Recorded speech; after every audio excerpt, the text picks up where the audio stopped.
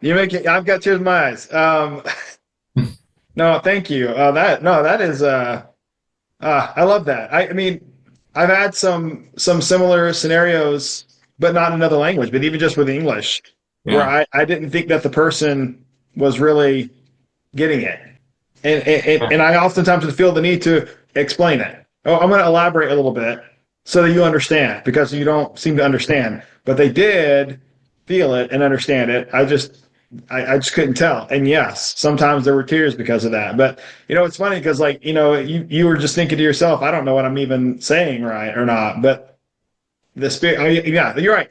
You have to be there for the spirit to actually be there. And it doesn't matter if you're saying all the words wrong. And the spirit's there, and that's what does the actual conversion. That's where they feel the spirit. That's where they know that Christ is the center of this message, right? And I love that. Yes. Okay. That All right. was exactly what you said. That's comforted me multiple times in my life because I do feel like we get in the way sometimes. Like we think we're like super smart and we can explain things better than the spirit. We can't. But it gave me comfort on my mission, and it's given me comfort since that I'm not in charge, and I'm not the one that's gonna be in charge of the conversion of anyone to the gospel of Jesus Christ. The Spirit does that. I can invite, I can teach, I can try to bring my spirit or testify of what I found to be true, but the conversion happens, and it brought me so much comfort. And I tell that to my priests when I'm interacting with them in my calling, like, don't feel like you need to be a genius and know the scriptures back and forth. Don't feel like you need to be perfect at the language or the lessons or whatever. Like, you're not in charge of that. You prepare, you do your best, and it's so comforting to go and give Moroni's promise and say, now you get to go to Heavenly Father and ask him if this is true. I'm not here to convince you.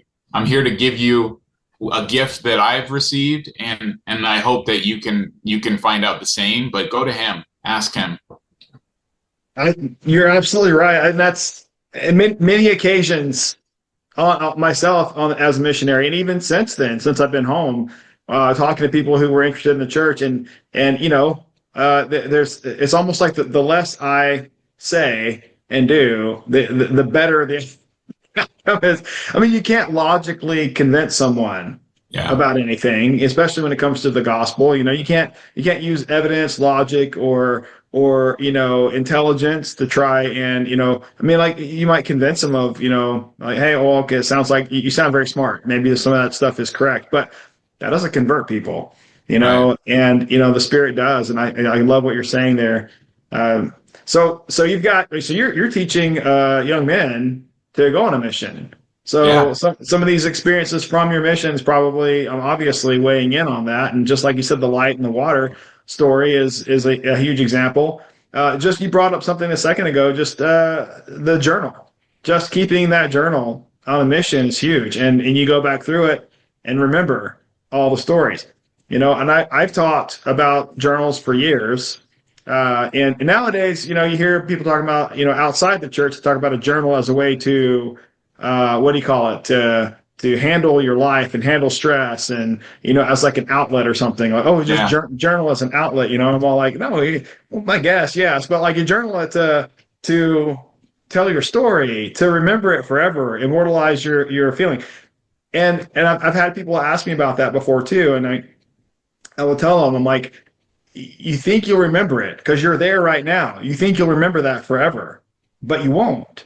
And if you write it down, you can at least remember the day, the story of what happened, and the rest of it can come back to you. If you don't write it down, where are you going to get that?